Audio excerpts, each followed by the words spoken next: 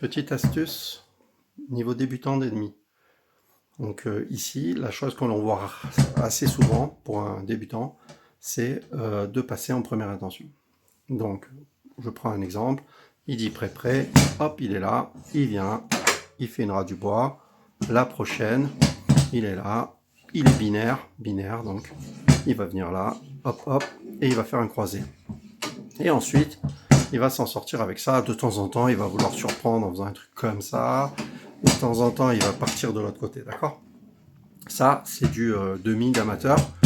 Pourquoi? Non pas parce que les passages sont amateurs, mais parce que la prise de décision, elle est trop rapide. Il n'y a pas assez d'analyse de jeu. C'est donc un passage en première intention. Pour pouvoir bien passer, il faut analyser la défense. Par exemple, la personne est là, je vais venir ici, je vais venir à du bois, et là, je vais voir si il plonge. Ça me permet de me donner une info. Bien évidemment, s'il n'a pas plongé, et que je le refais, peut-être qu'il va plonger. Du coup, je vais devoir analyser ça plusieurs fois. Pareil, je vais faire des petits semblants ici, petit semblant, hop, petit semblant, un petit à-coup, pour voir si lui, il va bouger pour être sur la croisée, etc. Mais tout ça, tout ce travail-là, c'est un risque.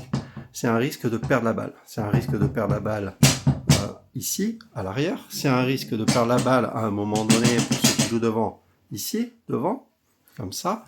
Et si jamais vous jouez en tic-tac, comme ça, si vous vous excitez un petit peu, ça va être un risque de perdre la balle là, ou de montrer une fébrilité, c'est-à-dire de ne pas maîtriser ce genre de tic-tac. Pour ceux qui maîtrisent, bien entendu, c'est pas un exercice pour eux.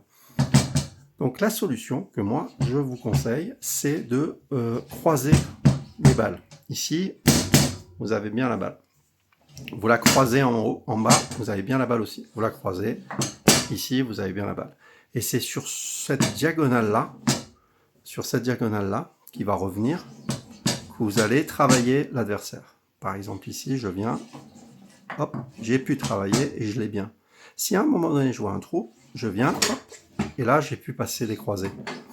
Si jamais je vois pas de trou, je continue et je peux croiser. Si jamais je veux la faire droite, je viens, il n'y a pas le trou, je reviens, je l'arrête et je la fais droite. C'est des exemples bien sûr. Ce que je veux dire, c'est que le truc important, c'est de croiser. Quand vous croisez, vous êtes en contrôle de la balle, en haut et en bas, bien stable. Et si jamais vous voulez changer, plutôt que de changer en jetant la balle comme ça, vous allez changer en allant à fond.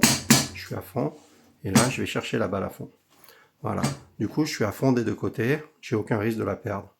Voilà. Et après, je vais la croiser comme ça. J'ai pas de risque de la perdre. Si je la recroise devant, je peux la passer là, par exemple.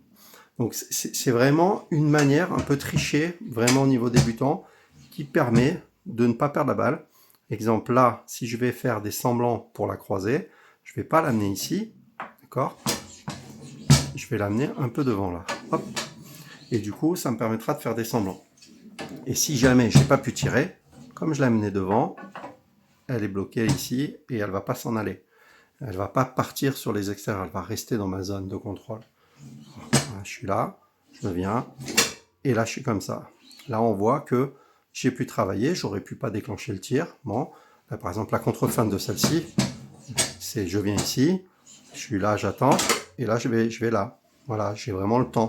J'ai une sorte de temps de contrôle qui me permet, si j'ai envie de la faire ici, ou alors d'attendre et de la faire là-bas, ou encore si je le vois plonger, j'attends, hop, et je vais croiser.